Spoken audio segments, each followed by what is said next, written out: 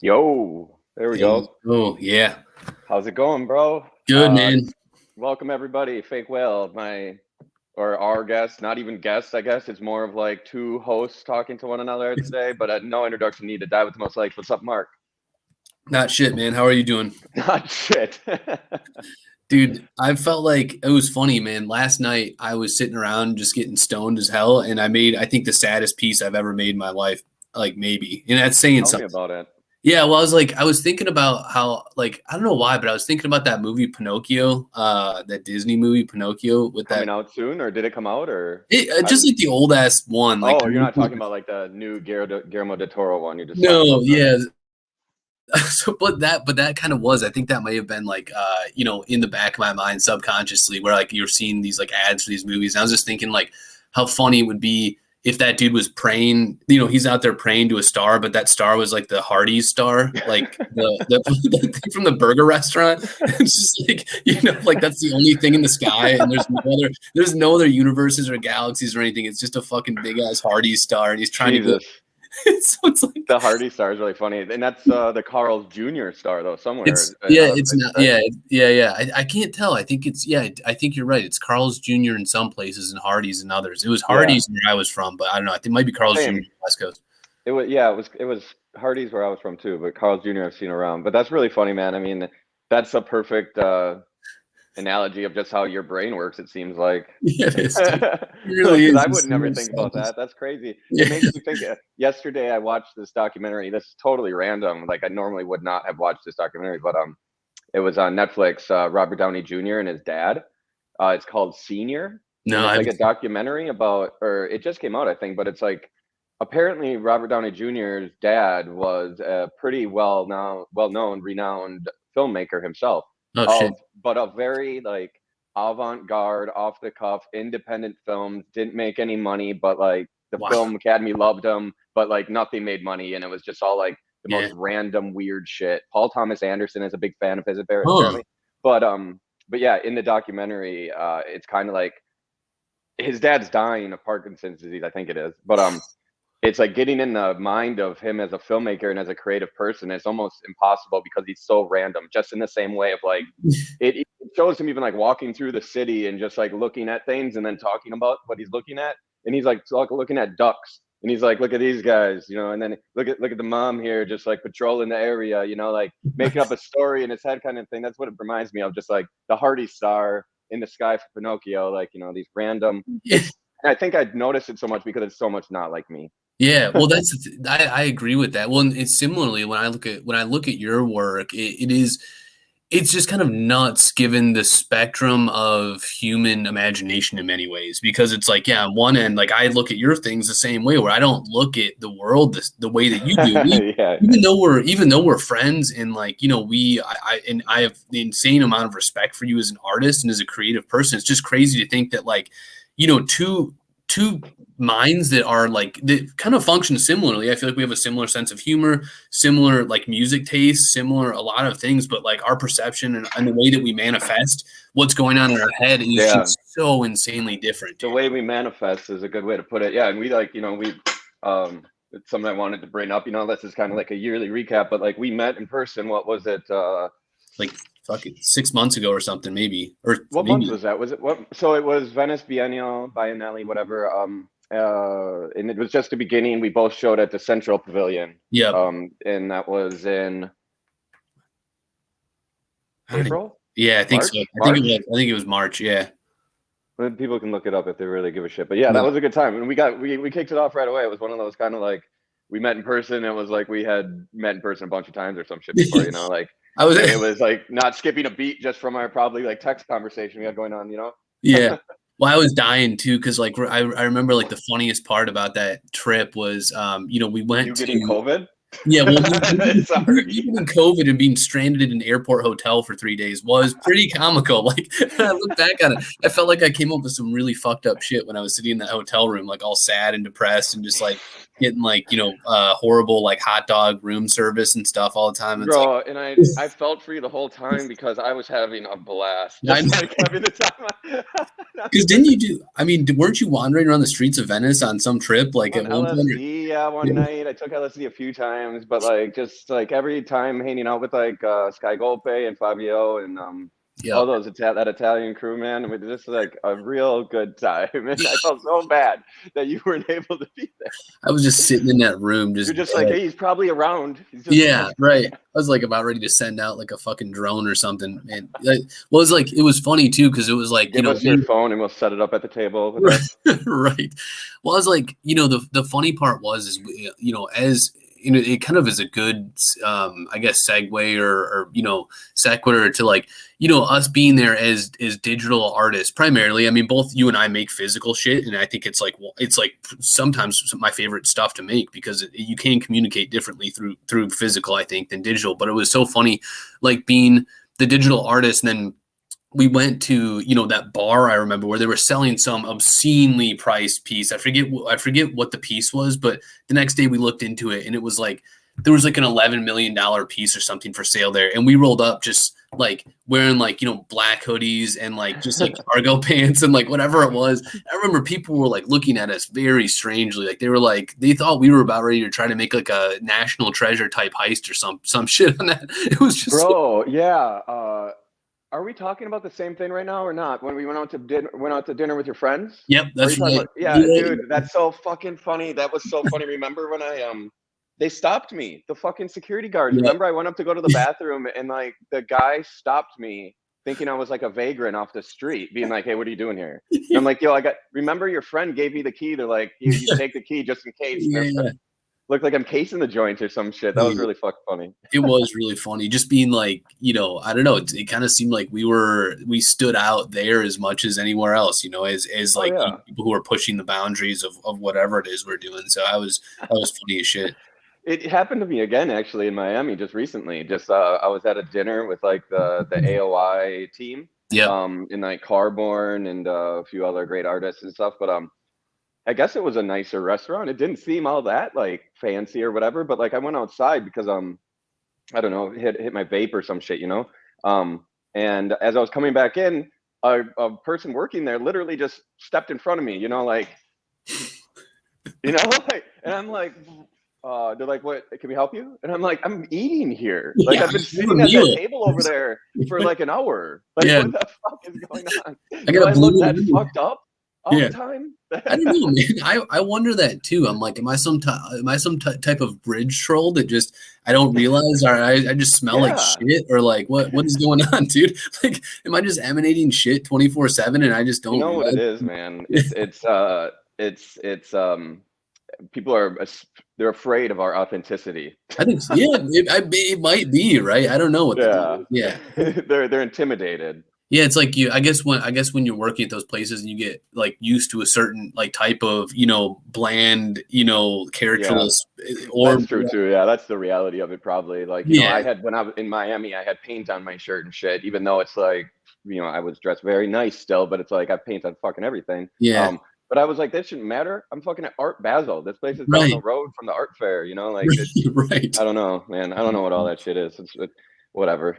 Dude, so I was looking at your Twitter the other day and I was wondering what's the deal? I know that you make obviously make a shit ton of physicals and whatnot, but I saw you post something about a generative project you're coming out with and I was like, oh yeah, what the hell is going on?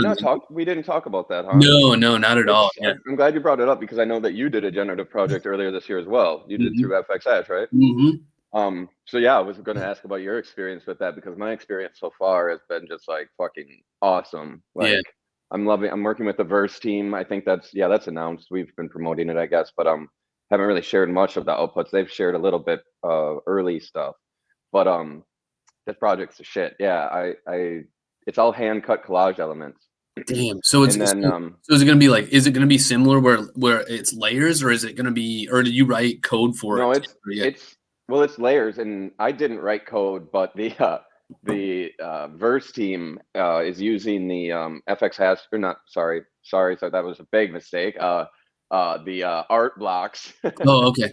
They're using the art blocks engine. And so I'm working with the devs at Verse, specifically like two of them, and one of them I guess is really digging deep into the code, and I'm working with him like create. I posted this on Instagram a couple days ago about how like communicating creative fundamentals to these coders has been easier than communicating like creative ideas to like anybody else ever, even other artists and shit.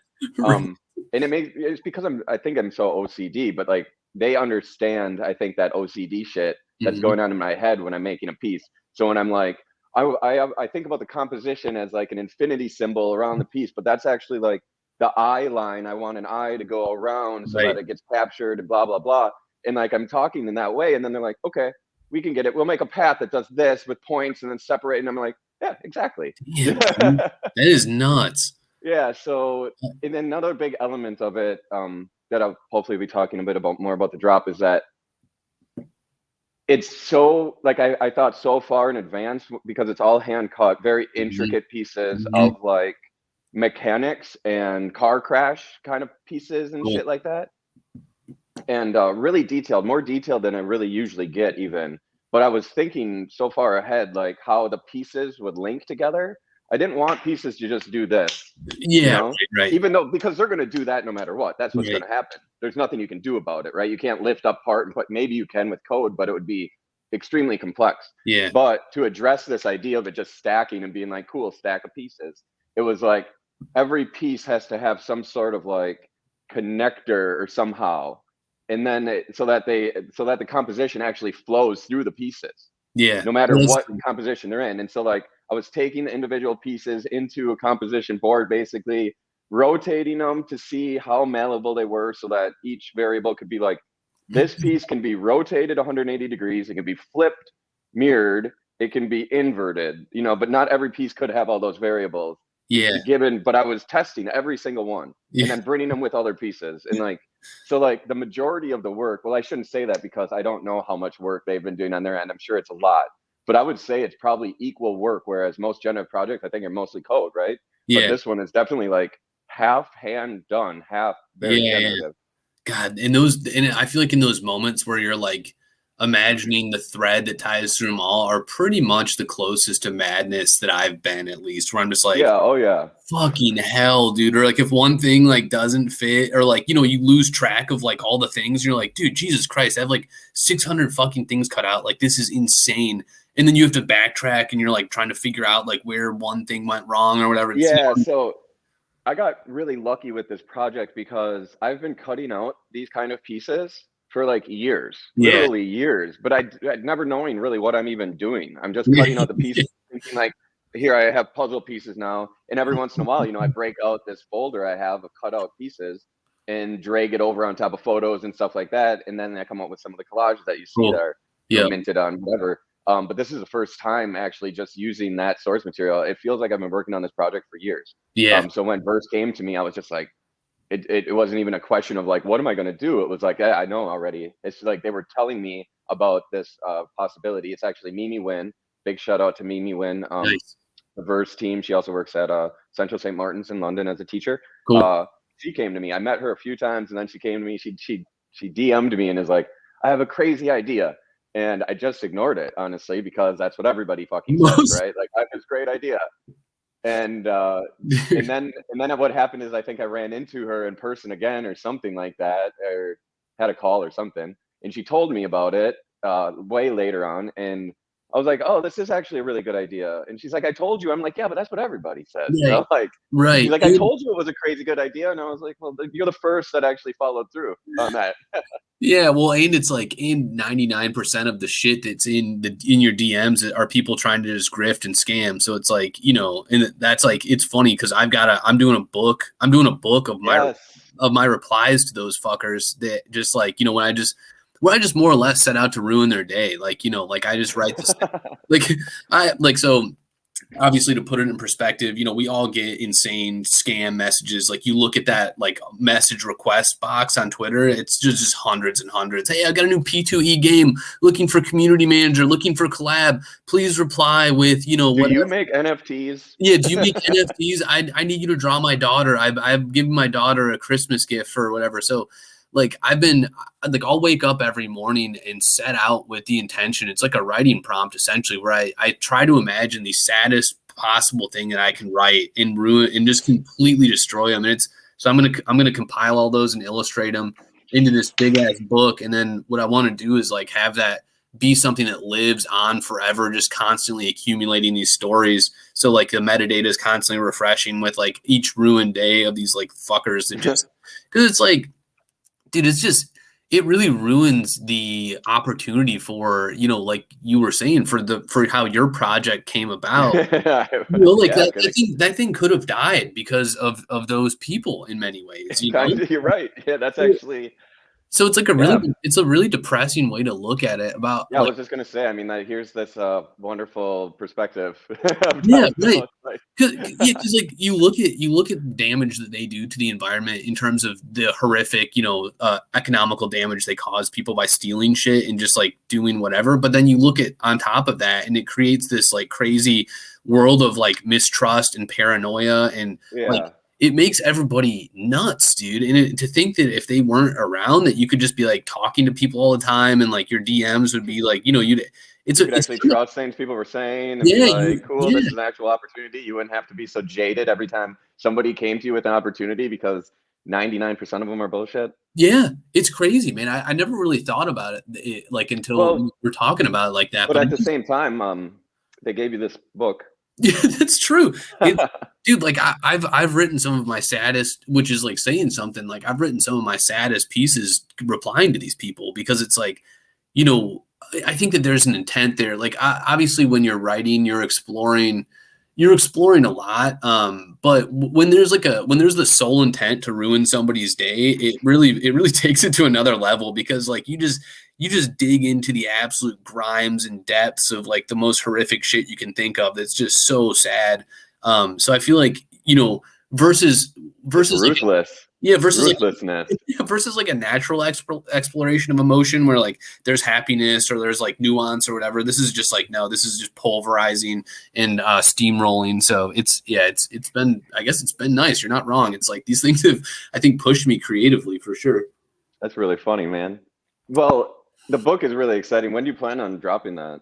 I don't. So I'm working with with Chris and team with Transient Labs because they created this awesome metadata where you can like actually flip through the shit. So I'm thinking it's probably gonna launch. I'm like still working on illustrations and stuff. I think it'll probably launch like January or February. I'm hoping. Who are you working with again?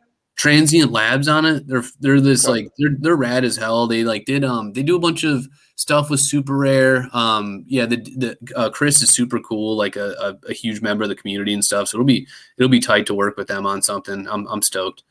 Is that an ETH project then? Yeah, it'll be an ETH project. Yeah. Cool. I feel like. And are you gonna physically release the book at all? Dude, I kind of want to, man. I don't know. We'll see. Yeah, I feel like a coffee table book would look sick with all. Well, yeah, because you have already published books. You kind of have to. It would be weird if you're like, well, I'm making another book, but this one's not even. Right. Exactly. This one just lives online. Yeah, for sure. Yeah. There's gonna need to be a different word for that, for like books that are not books. Yeah. I feel like. Anyways. Yeah. Well, so I want to go back actually and ask you about the generative project, though. Oh yeah. Yours. Tell me about yours. Yeah, like I mean, how did that come about? I guess like the inception of it at first, and who did you work with, and how did it because I can't imagine you coded. No, well, it was funny because so essentially it came about, and we can get into this a little bit too. Is like it came. Well, I had two of them. One of them was the first ever generative glory hole project. Okay, so this Big Shitty Cash Grab was the second one. Yeah, Big Shitty Cash Grab was the second one, and that one was like I think both of us are fully aligned on this. We've been creators our entire life, and it's really all that we do. And like, so then to like have this space that we really love and this community we love, and then to watch people like, fucking Anthony Hopkins and other celebrities just come in and launch these like garbage ass projects. Like, I don't even know what Anthony Hopkins did, and I'm hesitant to trash Anthony Hopkins because I'd like that dude for some reason. It seems like he's too old to give a fuck about a cash grab. It seems legit. It might suck. But I think he's legit about it. Maybe, yeah. I'm hoping the money went to charity or something because the project was just like him and all these different spacesuits like ruling over a space world. Like just. I have to go look at this. That's so funny. I don't even know what that is. Horrifically lame, dude. Like I can't. Really? That's a bummer. Like him, like floating in like a like.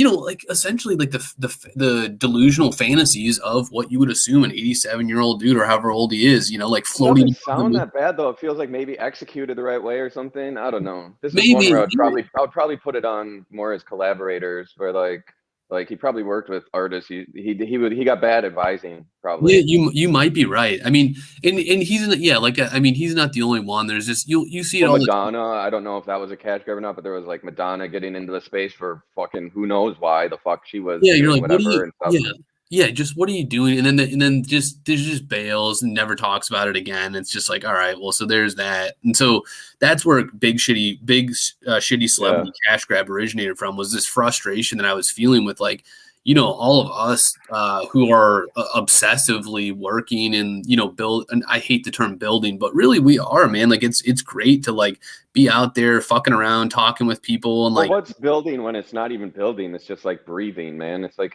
we're not building. I've been building my whole damn life. Then it's like Yeah, no, this is just that's what we do. It's how we yeah, exist. We've yeah, been doing right, it forever. Like this yeah. is just the most recent incarnation in this Web3 thing that is actually making the most sense to us. But like we've been doing this, Right, forever. And yeah, yeah, like right. And really been not building since 1990. Like right, get one of those, welcome, get a bumper welcome, financiers. Like, get a bumper sticker with that on it. yeah. I'd rather be building on a bumper sticker. Oh Um, my God, spelled like BLDL or. yeah. But I mean, like, yeah, so that just originated out of that frustration. So I just like I mocked up a bunch of idiotic celebrities and then like had a bunch of growths coming from their different heads. And then like it was all masked as this thing that was like, we're here for you, we're here to save you all, like we're the saviors of this space, kind of like the Imagine video that was recorded by like Gal Gadot and a bunch of those celebs at the start of COVID, where it was like they sang like the song Imagine by the Beatles, and it was like the worst thing ever. It was I kind was of hoping to forget that happened. I don't think I saw it, but I remember just being like, this is a culturally embarrassing moment for us all. it I was feel it even like this is embarrassing. oh, it was so bad. But then yeah, man, and then there's a in true Web3 fashion, there was this dude Spider. I think his name's Spider Zero. He like launched this open like JavaScript thing, and you can just like use and like you can just like code it yourself by just adding in the layers. I had a little help from my buddy Space Goodies, who's really it's just a matter of like adding in the layers and like putting in where they stack on top of each other and rarity stuff. But it was like it wasn't So bad at all. was this through FX Hash itself, or was the code something else that you got elsewhere? This was through FX Hash. Yeah, yep, yeah. So I think the dude. Did you work with I just met somebody at the FX Hash event that works with FX Hash. Fuck, what was his name? Can't remember. Yeah, I But don't. he was talking about that they're like giving their code away pretty much to anybody who wants to do Yeah, this live minting stuff or whatever. So I'm wondering if it's kind of like the same thing where it's like they're just free sourcing their code or open sourcing their code. it might be. Yeah, you might be right. I feel like Excuse me. funny, dude. I mean, like, and you kind of alluded to it with your experience in Basel, but like, it's kind of the truth of Tezos. I feel like in general, where everyone's just like, hey, let's just fuck shit up and do stuff. Like FX Hash is super rad. Like I see all sorts of crazy projects that exist where it's like layer shit like mine, and then like the crazy, computer program driven, like awesome ass outputs that a lot of other artists are doing. And Can type shit. yeah, exactly. Yeah, yeah. It's pretty sick. Yeah, so was it the Tezos party just kicked ass at Basel or? Well, so there was a Tezos party, and that's the night that I went out and partied actually, and like that was just like a party. I didn't really see. I might have missed it because I was kind of involved and drunk, honestly. But it was cool. Like they had like floating things in the pool with Tezos logos on it and shit, whatever, That's like. tight. But as far as like there being any sort of presence of Web3 or whatever, it was just a good place to meet a whole bunch of people. So that was cool. It was a good event in that Cool. regard. But the FX Hash event at Basel itself, like the Basel Art Fair, upstairs from the Basel Art Fair was a Tezos times FX Hash like booth basically, but it was almost like their own little hip bar they had going on with live Cool. minting, like a live minting bar. It That's was sick, dope, dude. dude. Yeah, it was sick as fuck. I live Yeah. minted a piece. It was rad, and like they had the setup just perfect. Like everybody was even talking about how beautifully they executed the space because they had so you would go up to a circular bar type setup that had iPads, and on the iPads it had a QR code, and you would just scan the QR code, and it would give you the instructions: connect your Kukai wallet, whatever. Log in, blah blah blah, and it will do all the work for you. 2-3 minutes, you'll have your generative piece that you get. it was free, and then it would also populate onto the walls as they got minted. Dude, Most beautiful projectors I've ever seen up there. But they projected high enough off the wall too. It was all black walls, and it projected high enough on the wall so that people even walking under it like didn't interrupt really the vision of it, and it faded cool. out into it. It was just very chic and tasteful, the Damn, opposite of everything that you see in usually, like like so. And they yeah. also had like really nice huge screens displaying some of it. They put very tasteful like descriptors, but nothing gaudy. Like when I was talking to the FX Hash guy, because like I got up in his ear because I want FX Hash to sponsor my event next year, and which he was all about, which was awesome. But Cool. he was explaining everything. He's like, yeah, we didn't even put our name anywhere, if you notice. And like he started pointing around. He's like, it doesn't say FX Hash anywhere in here except in this paragraph, and we're in a list with like Object and other sites that aren't even part of this event. And like Yeah. that to me spoke volumes about That's who they are as yeah. an organization, what they're trying to do. Yeah. It was not this gaudy hype event at all. It was everything but, and it put all the attention was just, it wasn't even on the artist, honestly. That sounds bad, but it was more just on like the experience of this all, which was amazing. Yeah, the it's funny, dude. Like the physical stuff is like I think we talked a little bit about this on our last one, but I do feel like it's vital in some ways to have the physical part component of our digital, like existence, or whatever. I don't know. And like I think you just rented out a spot for your show, Mhm. right? That's coming up. When is that? Is that June? Yeah, like 6 months. Dude, that's gonna be nuts, man.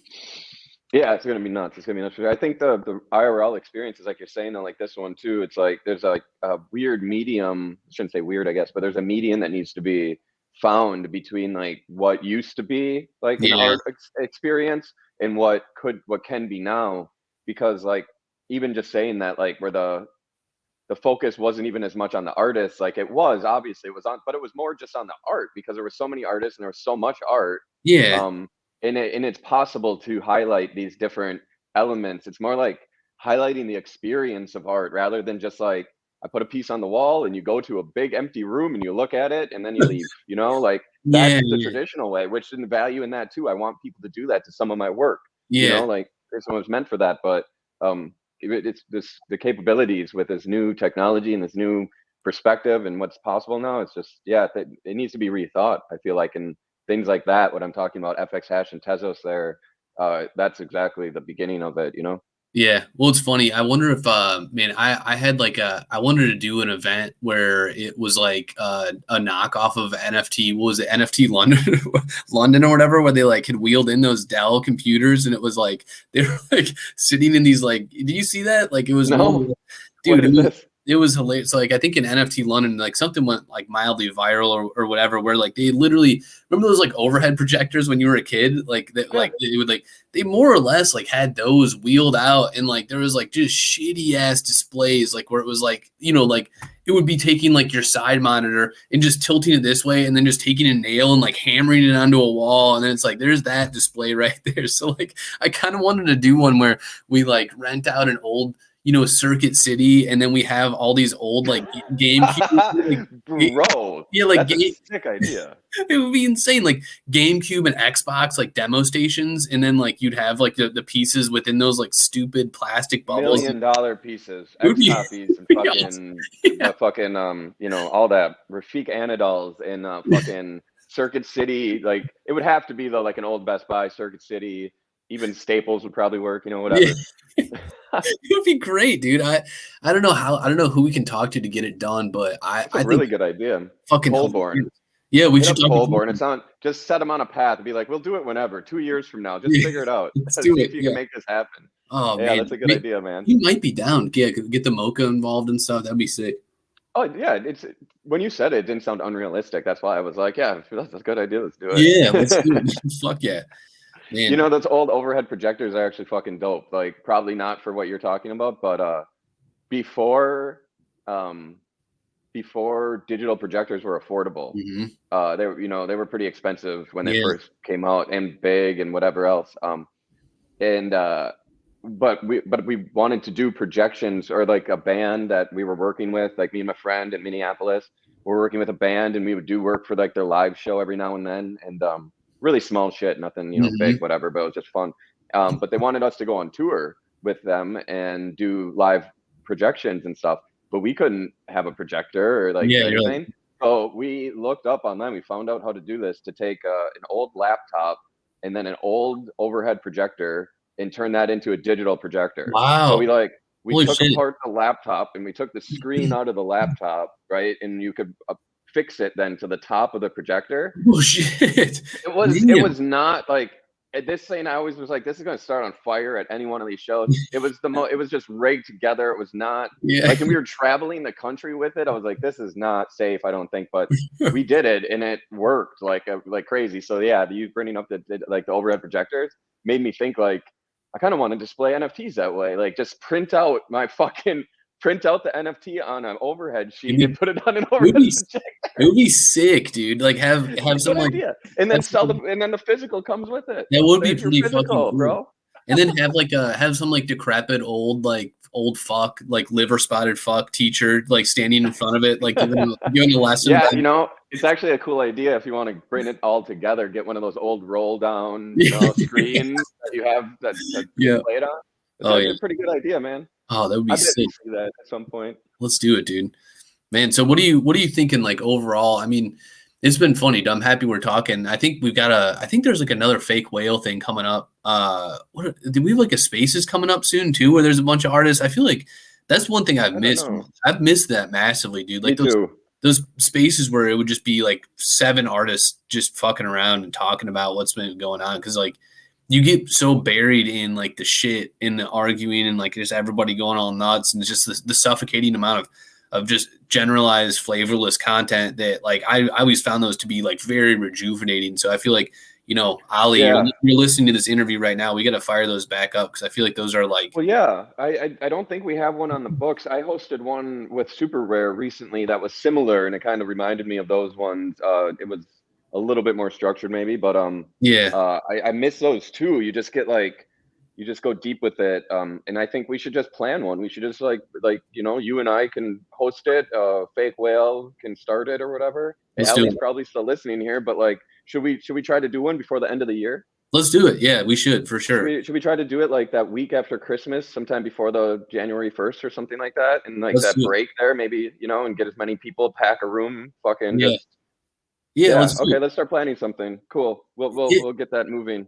yeah, because I feel like like I was gonna ask you like overall your temp right now, as they say in the stupid ass corporate world, temp check. Like I don't know, dude. It's been a weird. It's been such a. I It's just got a note from Allie. Maybe you see it too. We'll work nice. on it. Oh yeah, We'll get there. sweet dude. Yeah, it's like it's weird, man. I mean, it's been a fucking rad ass year. It's been a weird close to the year. Like I don't know. I just feel like lately it's seemingly been a little bit more of a grind or something on like just like having to just I don't know, man. It's weird. I pick up weird vibes sometimes on Twitter and whatnot, and then also just like the reliance that we're expected. And I like it's funny because there's a dichotomy to it. I mean, in some ways, I love being on Twitter all the time and just going nuts and hammering stuff out, and then in other ways, it's like, fuck, dude. It's more or less an entire existence. Living in this fucking app where like you're just in there all the time. Like, you get your results on your phone for like the amount of time you spent on your phone per day that week. And it's like, what the fuck, dude? It's like 5.5 hours on this shit. Like what? This is insane. I feel like, I don't know, dude. I feel like there's damage being done to like memory and like just the way that we perceve shit in some ways or Well, something. get off of that shit, bro. I know I Fucking need spend to. less time on there. I know I need to. I feel like, but then there's this paranoia that when FOMO? well, no, when you, yeah, well, FOMO, and then when you're not on there, I feel like there's this thing where like you essentially just get buried more or less, like Yeah. yeah, which is total bullshit, like if you're not on there constantly doing shit, like you're just gonna get The nature of social media has turned into rewarding those who are on it all the time yeah, versus rewarding good content. yeah, yeah, Um, yeah, yep, I know that, and like, I don't know, a couple years ago, maybe it wasn't even a couple years ago, maybe it was like a year ago, I don't know, but I realized like that my inner well-being was being affected a lot by social media, Yeah. Instagram, whatever, Twitter. And I don't know, I hated it so much. Like, Yeah. and I just like kind of implanted in my brain, stop that shit. Just Yeah. stop it. Like it's all fucking nonsense. Like, do your best. Like, have fun. And I was just telling a friend about this the other day too, where he was like, "Oh, I feel like I should be on social media more, but I kind of quit using it because I despise it or something." He said, and I'm like, well, I get it, but also like that's the wrong perspective, and that's why you're having a hard time on it. You despise it. Like, turn it Yeah. into something you enjoy. Like, I was like, bro, I go through Instagram and without prejudice, just unfollow anybody. If they post a thing that is really bothers me, or if I see a story and they just getting into politics, and it's like you're an artist and I don't give a fuck about your politics, I'll unfollow you. I don't Yeah. fucking care because and it's turned it into a place of like now I go on Instagram and it's like I'm like looking at records for the most part, but honestly, it's like All records and right. good art. And then Twitter is different, but like I'm I just deal with exactly what you're talking about, bro. I get buried, I get lost, I don't get seen by some of the major players, and it just is what it is. And sometimes it's frustrating, and other times I'm just like, I think my own happiness is more important. I think I've said this to you before too, of like you see some of the people who are very successful in NFTs and will do a huge project and make millions of dollars maybe like in a day. And the next day they're just on Twitter and tweeting 30 times still, and the next day and the next day. And to me, like maybe you're able to do that and you're like living a really fulfilled existence and having the greatest time, really, whatever. But I can't tweet that much because I wouldn't be able to get my studio work done. I wouldn't be able to do other Yeah. things. So Yeah. like, do I want to make all that money and but then be completely plugged in, like kind of how I make art about this called feed, where it's just wires going into your fucking face, Right. like, do I want to be that and have all the money in the world, or do I need that's not freedom. I want freedom, Yeah. So there's a median to me, like I do well enough, but I'm not willing to sacrifice I'm not willing to plug the fucking wires into my face. Right. Just sitting on a toilet with the fucking VR rig on, just letting the I know the bodily functions are a real issue with this whole idea of trying to go fully into the metaverse, isn't it? Yeah. What Yeah. can we do? What can we do about What that? can we Like, do? I know, dude. That's a question.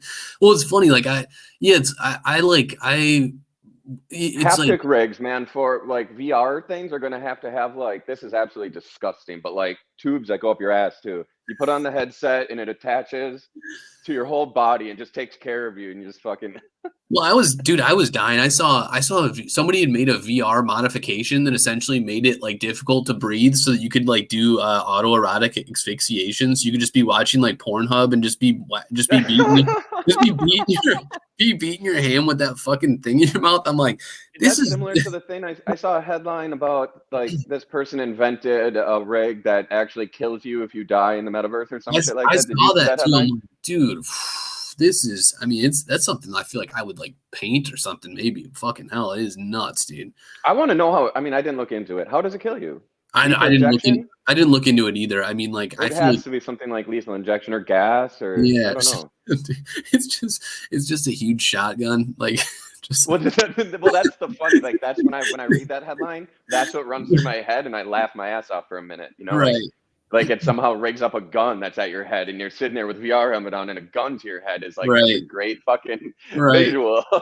It is fucking hilarious, man.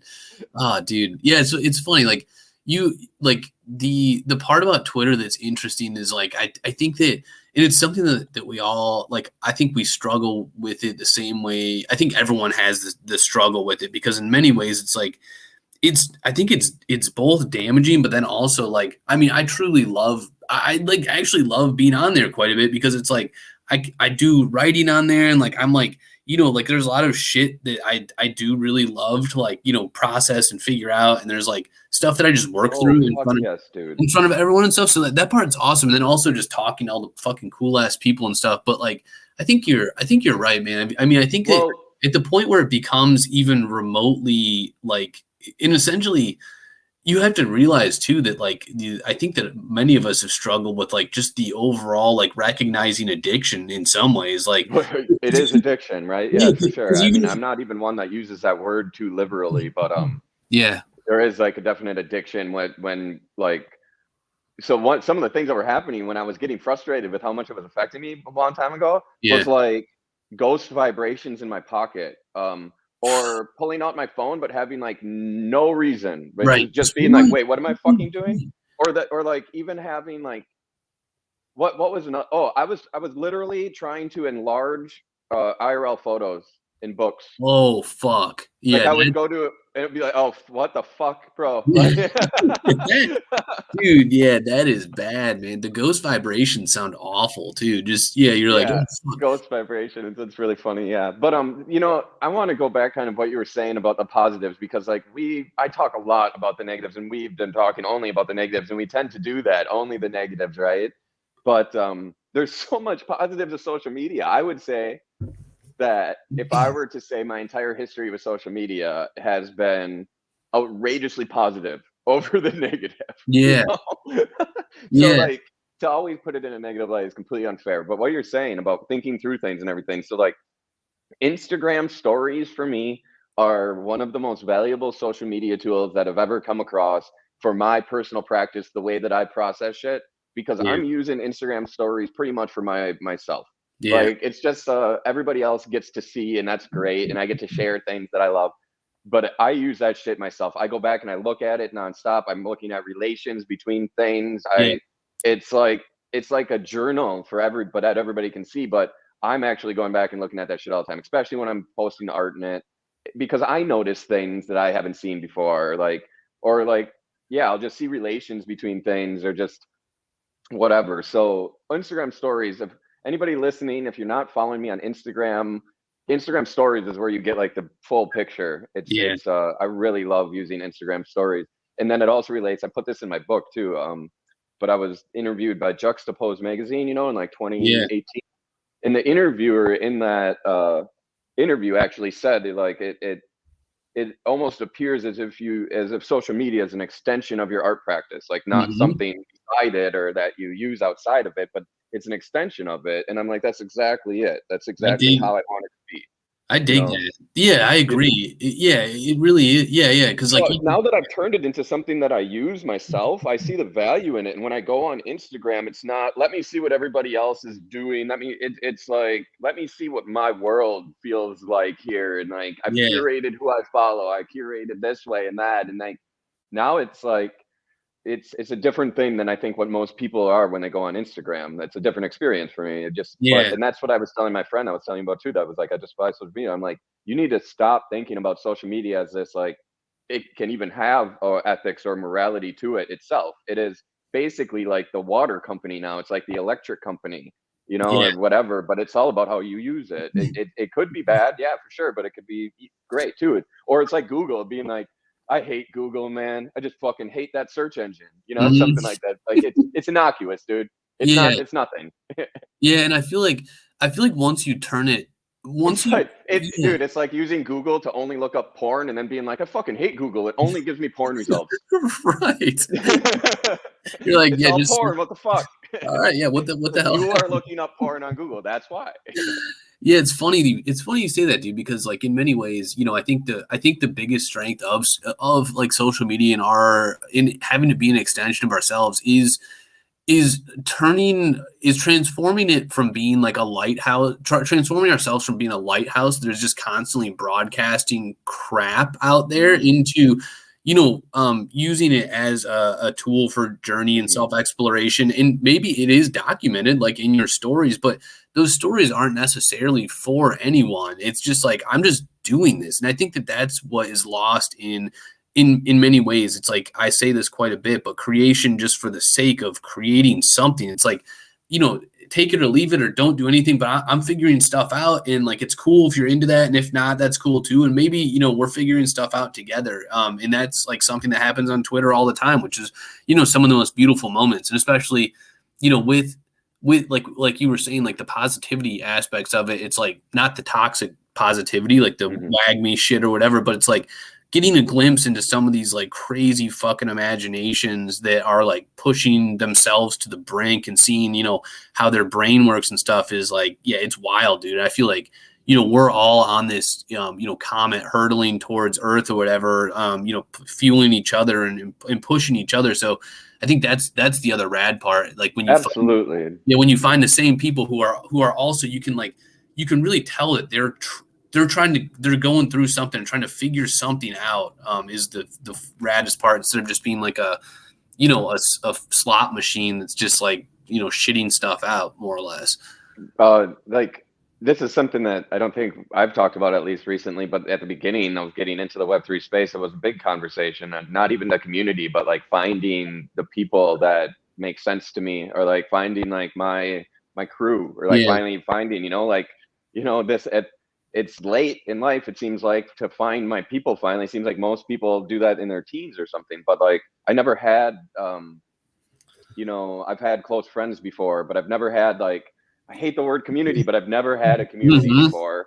And even when I was in the music community, it wasn't my community. I'm not a musician. Like I was just very close with it. I was still outside of that in some respect. I never belonged anywhere. And I've found that through Twitter, and, you know, big props to Sky Gope for pulling me in. So me and him really hit it off. And then he introduced me to a bunch of people, and I was like, these are all my people, like Fabio and all those people, you know. So I was like, damn, like, I love all you guys. Ale, who's behind the scenes now, I met him, and he's like, geez, where have these people been all my life? And then meeting you, and I talk regularly with tons of people: Gary Edward Bloom, Operator, collectors like Anesti Demon, I was gonna Karma say Cowboy, and fucking Radio Solace, and 33, and fucking Foja, like all these guys. I still talk to them. I'm lucky. All my collectors, I still like, they're like legit friends, not just like collector friends that I'm trying to get something out of. Like, no, we're peers, you know. And I find that to be fucking awesome. And I keep in close contact with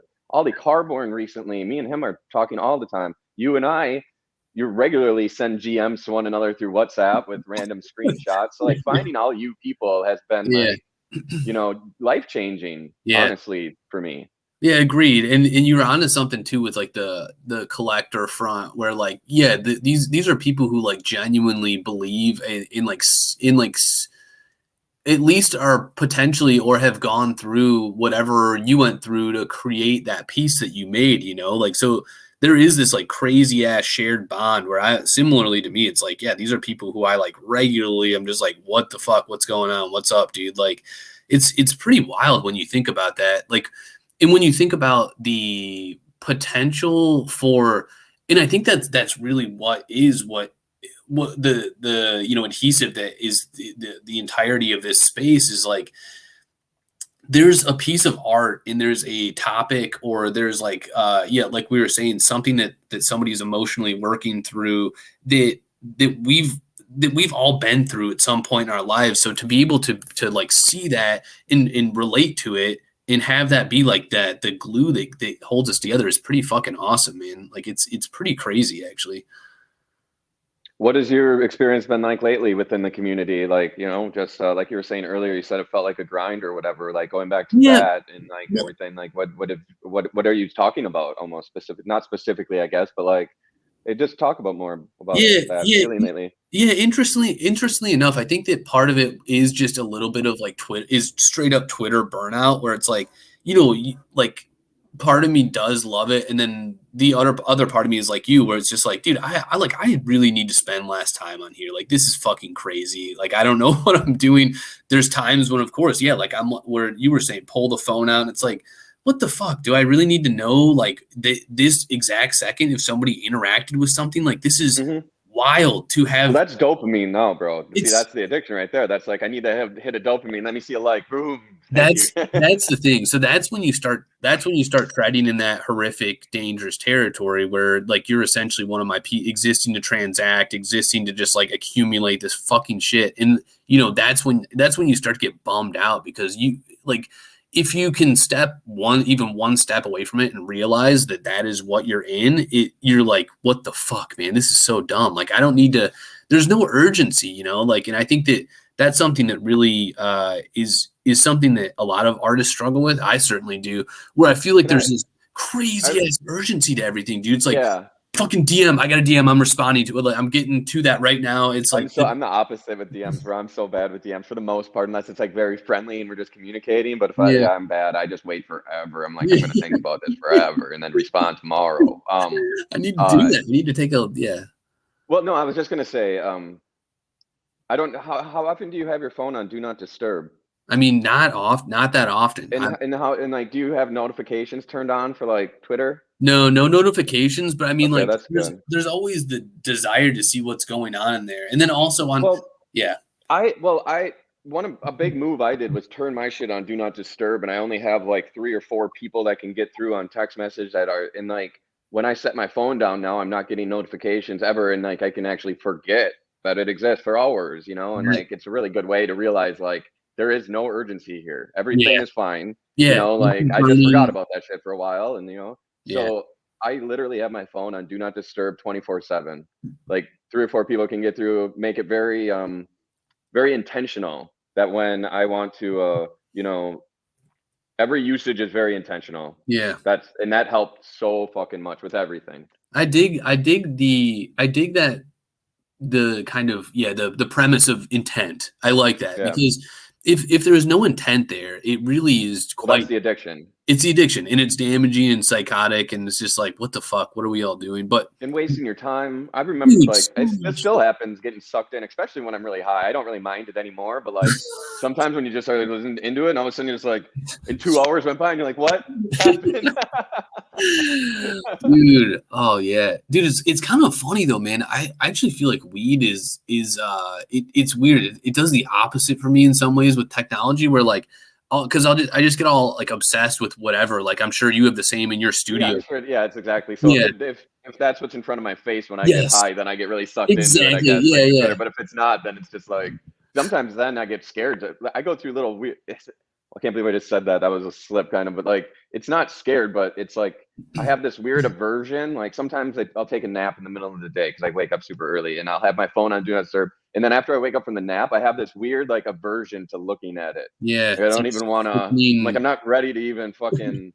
It's like a portal into somewhere else or something, you know. And then you know, I get high, and then it's like really like I don't know what's about to be in there. Shit. I know, like, yeah. Yeah, it's funny, dude. We've like, you're not wrong, and I do feel like that's the thing. Like when and why weed is so powerful in such a powerful like creative tool too. Like I've talked to a bunch of people, and like I really don't know anybody who's like. I mean, shouts out to them if they're making stuff or doing whatever without weed. But I feel like for those of us who have like. Both we talk about it like it's breathing. If you can breathe underwater, I mean, props to you. Yeah, because I feel like even just to have like for anxiety and stuff too, man. Like I don't know about you, but I have like horrific anxiety, and it helps with that to be able to like calm down and be able to like focus and like when you're in the studio and being like wholly into something. I don't know. I feel like it taps into a part of your brain that does think about things differently than you were. Does it ever give you extreme anxiety smoking weed at first? No, only because like I have like the very specific strains that I stick to and the very specific dosages that I stick to. It's pretty much just like I'm like those are the things I smoke, and like that's pretty much interesting. I wonder if I get strain specific. If I should look into that maybe. Interesting. And I don't mind the rush of anxiety that's onset sometimes when I smoke weed. Mm-hmm. I like it actually. Like it's really like it's uncomfortable and it's like scary, but it's also like energizing almost. I feel like I'm really fueled by anxiety in my work. Honestly, Same. like it's really weird, and I can feel really, really anxious and then do something very simple, but something that I feel is like a really good art piece or really made progress or something. Yeah. And anxiety goes away. It's better than Xanax. Like I've taken Xanax, a lot, and it literally will feel like Xanax sometimes, like making perfect piece of art or something. Yeah, I agree with that, dude. It's like, it's like anxiety is just it's so odd because I mean, it's like to be able to. I feel so lucky, and I'm sure you do too, to be able to like channel that and have it be the fuel that creates something instead of like transmute it, being paralyzed on the couch. And that's like I feel so lucky to have found, art and writing and shit. That's But it's like, probably why our stuff connects with people so I well think, too. Is yeah, that I don't know if you're in that state a lot when you're working or not. Like for I sure. luckily am not always anxious anymore. I've done the work and whatever I needed to hopefully manage it better. But Yeah. I often now, especially now actually, that like I'm not as anxious as I used to be thanks to like meds and shit like that. But when I do feel that shit and like it's bad, or um when I'm hungover, which is not that often, but Oh, sometimes, but like hangover anxiety is insane, bro. If you already have anxiety, you're right, huh? oh, it is unbearable, dude. It is So wild. I've made it actually a specific point that when I'm feeling in those shittiest to work, to Yeah. fucking like, and it's always like my most guttural shit. It's like finger painting or something because I know I can't cut perfectly, but Yeah. I'm just like, I feel so bad right now. Like I'm thinking about the worst, dumbest shit I could. I feel horrible. Okay, I'm just gonna cover myself in paint and just fucking get and it always feels better. It Like, does. Yeah. Well, I think like and to your point, like with that like early onset, anxiety you get when you're smoking sometimes. And I would say like, man, like the best strain I feel like for me is that like OG. we're smoking about weed so much. Yeah, get out. But Is that like that OG sour diesel is like my go-to strain, dude. It's like just the best ever. that's But like old school. I mean, that's yeah, you heard about sour diesels in like with the '90s, right? dude, yeah, it's old school as fuck. I mean, they still make it. I don't know, they still make it. It's like it's in the Kush family, I believe. So it is just it's solid. But yeah, like dude, with your anxiety stuff, it's funny because like I think as human beings, we like we're desperately seeking comfort 24/7. What's comfortable? How can I like be wrapped in a blanket and sitting in front of the TV? How can I be, melting into something? So I think that like the pursuit of that uncomfortability is, I don't think, I think it's like kind of maybe what you're, potentially getting at with, Dude, yeah, I love that. I love what you're talking about. That's actually like what you said specifically. Of course, I've heard, and everything, but I didn't think of it specifically in my current instance. But I've been thinking about something similarly a lot about like facing the worst parts of yourself, and instead of like being scared of it or like avoiding it, just integrating it, like yeah, just being like, it's part of me. It doesn't seem like that's going away. Like, what can I do? Like yeah, in getting rid of that fear. I tweeted this a while ago, like I didn't overcome my fears, I became them. yeah, And yeah, I kind of what I meant about that is just like I really didn't. I didn't like I didn't get over. I didn't, I didn't become unafraid of the things. It's that I just wanted to become the things then. I think that's Like yeah. so it's like yeah, that's I think that's touching on what you're talking about, like this idea of everybody is just searching for comfort all the time, but you're never going to find what you're looking for in comfort because you've been there before, Yeah. so And sometimes, all the good stuff is going to be found in uncomfort, discomfort, and everything. And I mean, the difference between a weed and a flower is what perspective, right? A decision that somebody made at some point has nothing to do with anything. It's kind of the same yeah, thing. You can think of it the same way, right? yeah, Like, is this bad feeling really bad? Can I yeah. use it? If I used it, is it bad still? Like, if I That's was able to make something of it, is it still a bad feeling? Maybe it's not. Maybe I should embrace feeling this way. And then you embrace it a little bit and you're like, huh, okay. Or like shame is a really good example too. Shame is a really useless fucking feeling that you feel a lot when you're anxious. yeah, Shame. And yeah, it's useless bullshit, But yeah, instead of like, I've more recently been trying to be like, okay, what do I feel ashamed about right now? Why do I feel this shame? And then I just fucking stare that in the face and be like, is that so fucking bad? Who fucking cares? yeah, Like, yeah. it's just It's like, yeah. Well, like, and to dwell on those feelings and not like run from them. Yeah, some of the best shit I like all my writing and stuff. That's like all just dwelling in like the yeah, worst feeling. So I think there's like a certainly a balance. Like you can't live in like you can't live in either world forever. But yeah. well, you're right. Like the pursuit. I think that It's like pursuit. an integration, something, Yeah, like yeah. just integrate it.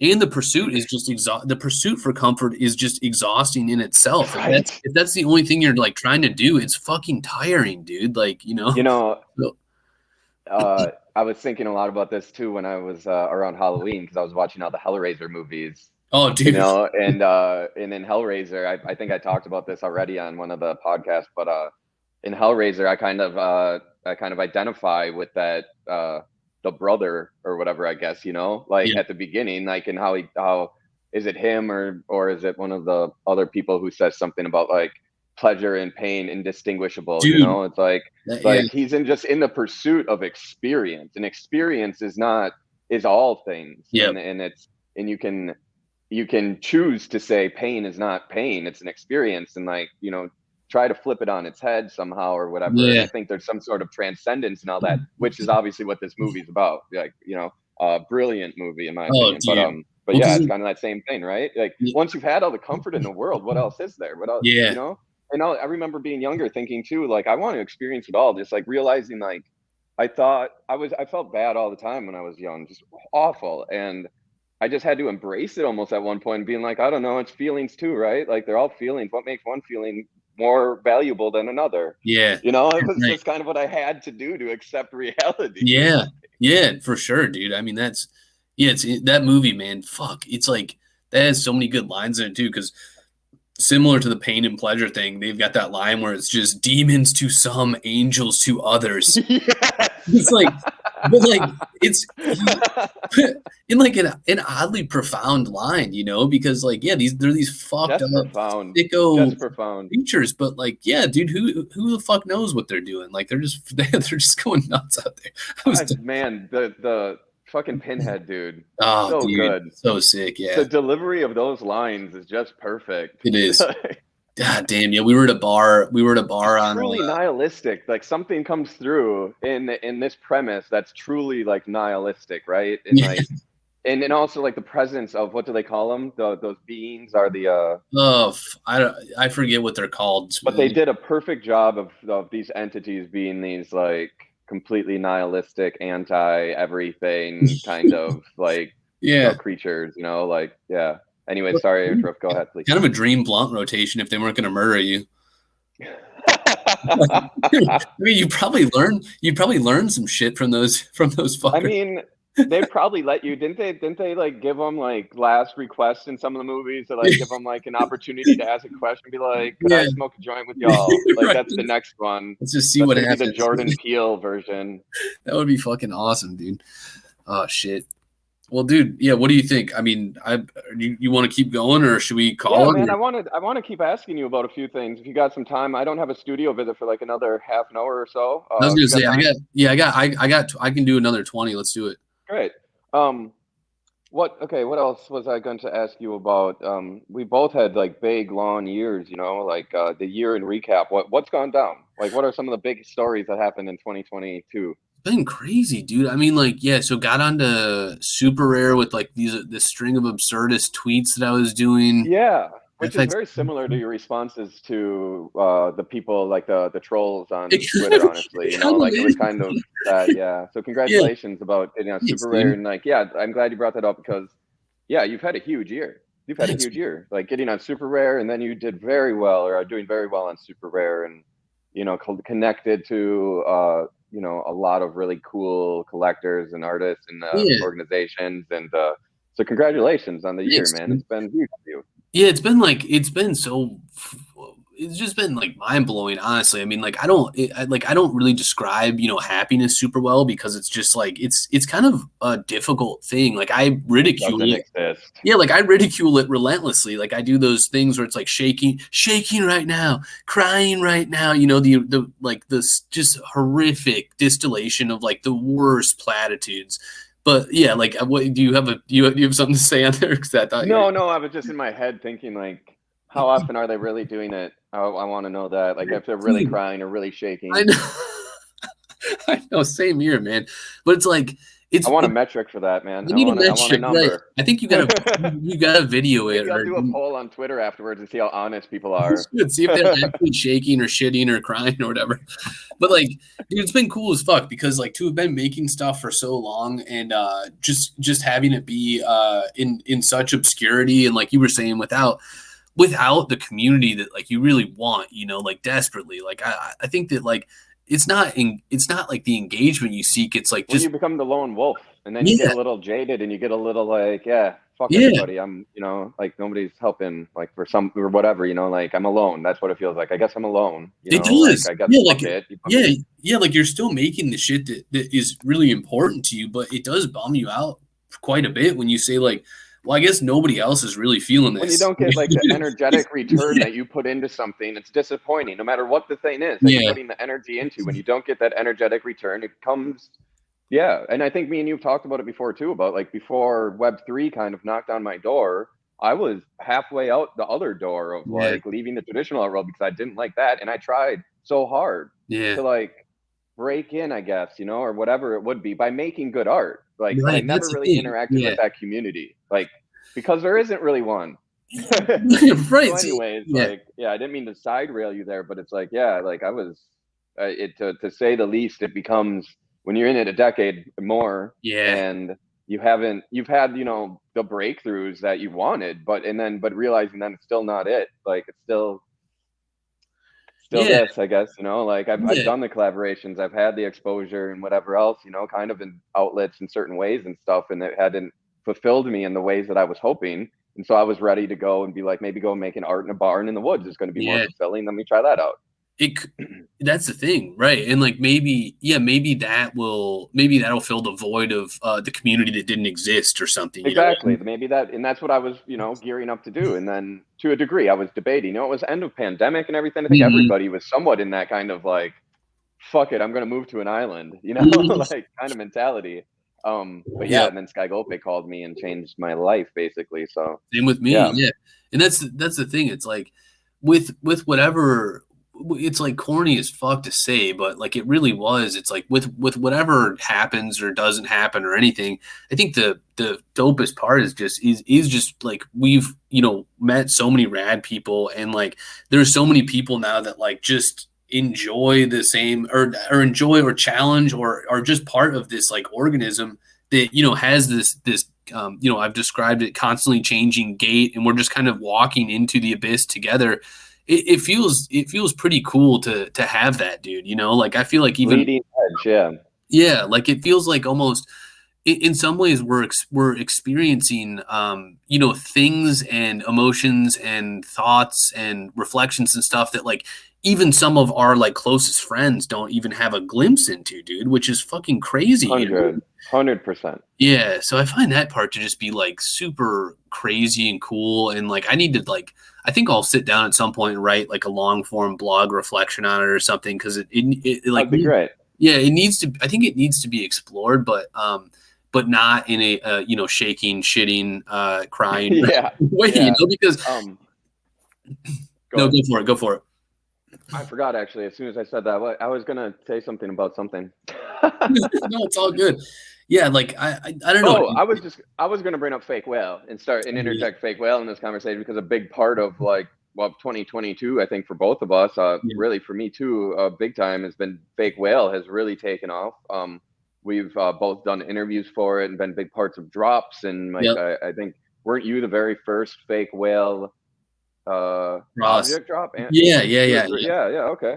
Yeah. Yeah, and like so, like even this with Fakewhale and what we're doing here as a group in a collective is super cool too, because before it wasn't as possible to have an artist-led group like we are. Yeah. Like we're a bunch of artists. Like Yeah. we have very few people, like if any, who aren't some sort of artist involved. Like no matter what they're doing on the team, I consider them to be an artisan of sorts and one of the best of them too. So Fakewhale is the shit, right? Like, Yeah. I mean, Well, that was like talking about community and whatever else, and like a little alpha drop is that I know you and I are going to be part of a drop next year through Fakewhale together, part of like I don't want to drop the name that we're flowing around or anything, but it's going to be a pretty fucking cool yeah.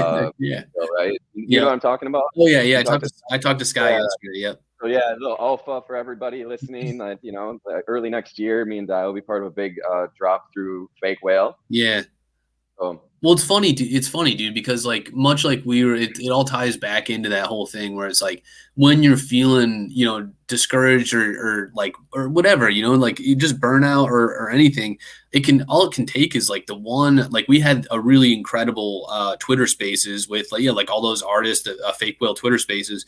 And essentially, like, I left the Twitter space, and I'm just like, I felt like I had fucking molted a whole thing of skin off, and I'm like, this I is know which one you're talking about, bro. That was like a like, great day afterward. It was just like, yeah, ah, and an yeah. incredible day. Like, I think I painted the rest of the day. Was just like so rejuvenated and stuff. So it's just crazy to think that it can take just one morsel of like, pure, creativity and pure like intent from like all these insane creatives to really change like something that's been building and like your perspective on shit like so fast. It's so You cool, know, dude. Yeah, I think a thing that you're touching on too, a little bit maybe, is that a lot of what goes on Twitter here and a lot of like the interacting with the space, it's a lot where you're talking about earlier, this building idea and whatever, and everybody's talking about building a lot and everybody's trying to create infrastructure and there's talk about markets a lot and everything. And I get very exhausted when I have to think in those ways,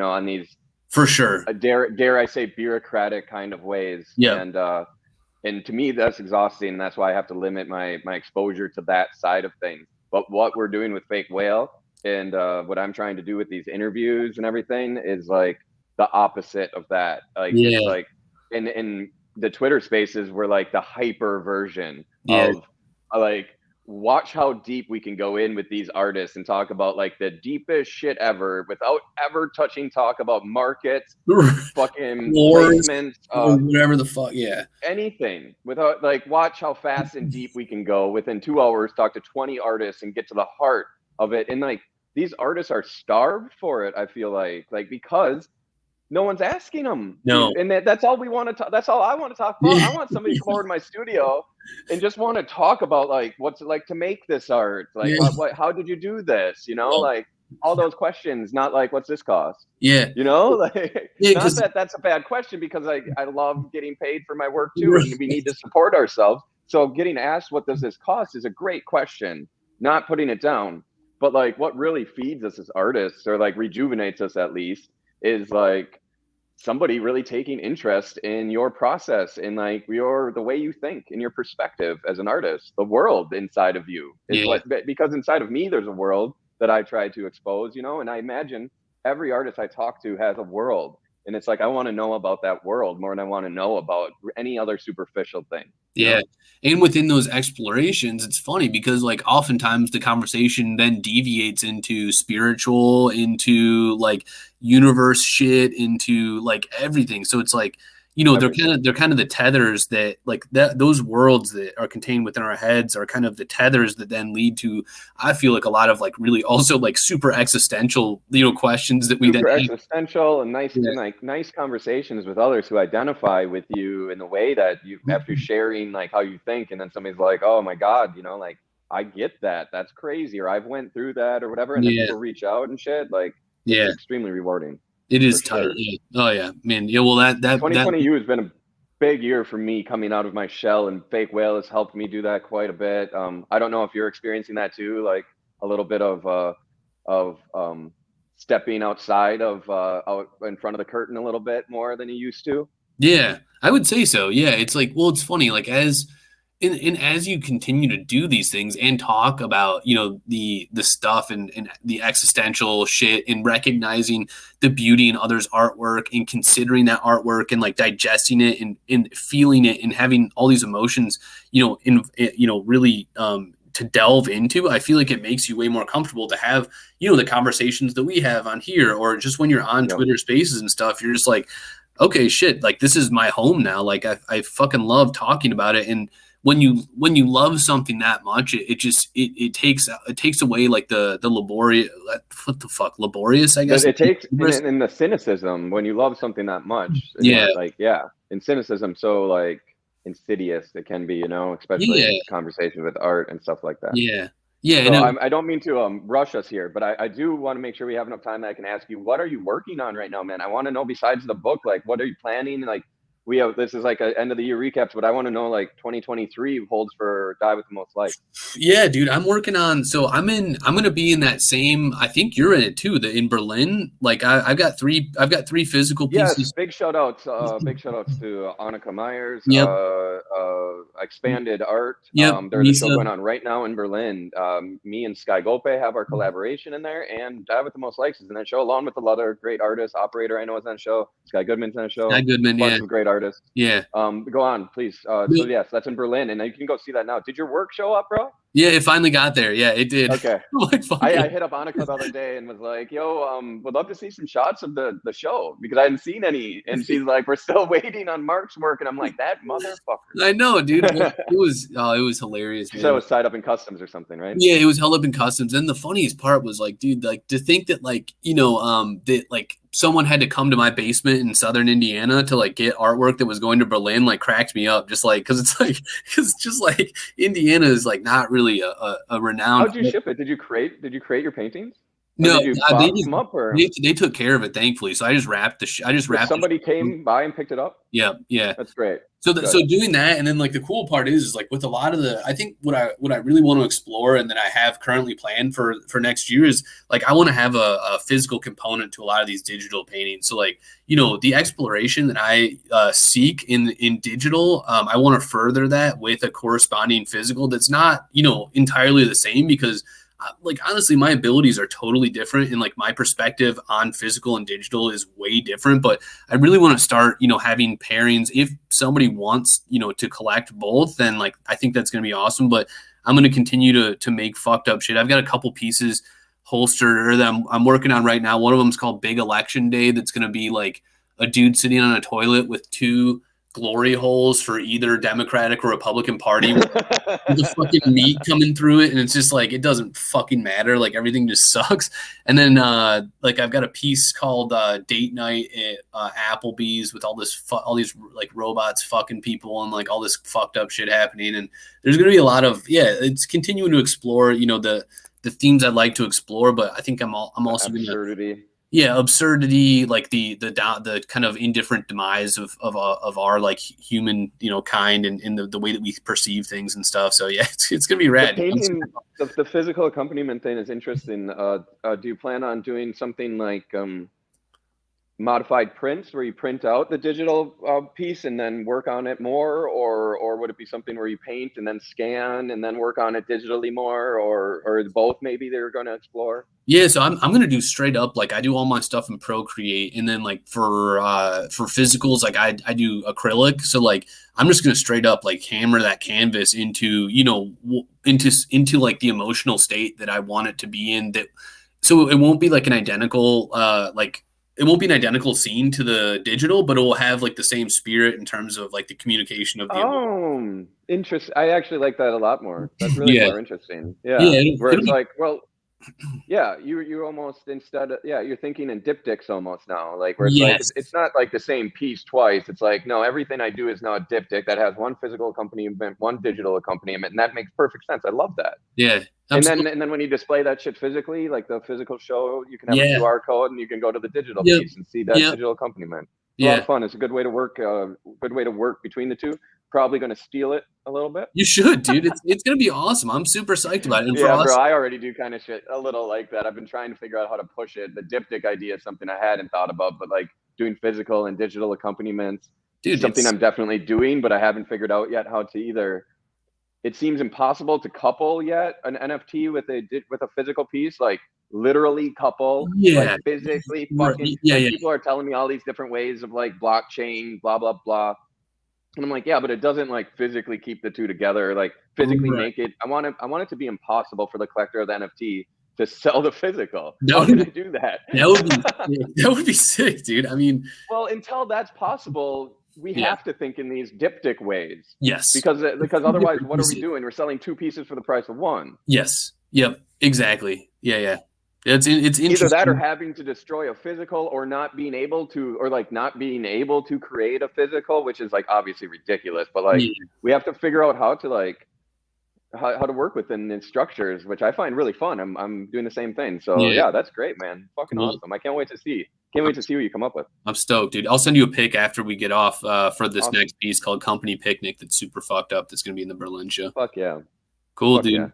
Well, dude, thank you so much for talking. I feel like we got to do that. Bro. We got to do that Twitter Spaces soon. Like, Allie said behind the scenes here, we're going to work on it. So everybody listening, stay tuned. We'll probably be announcing that within the next week or two. Be reaching out to some of you listening, I'm sure. I don't even know when this is going to drop. Honestly, I don't know when we're going to release this episode. Yeah. But if this is after the 14th, is it? No, 15th. No, 9th. Sorry, everybody. I'm trying to think of the date of my generatives drop. It's the 21st. Cool. It hasn't been announced yet, but I'm just putting it out there. If this is after the 21st, my generative drop will have happened. If it's before, it's coming up. Watch the verse space for that. That's my own shill. I never do that, but putting that out there for the generative drop. Anything you want to plug real quick, Di? No, nothing from me, dude. Just amped to be here, amped about Fakewhale, and talking to you as always, dude. It's been fucking fun. And then let's give another shout out then to Expanded Art. We both have physical pieces showing in Berlin, and I think that show goes till January. So there's plenty of time. Hopefully, by the time people watch this, that they can still go see it if you're in Berlin. Yeah. Definitely cool shit. Thanks a lot, Mark. This has been a blast. We'll be doing it again soon. Big love. As always, love you, dude. I'll text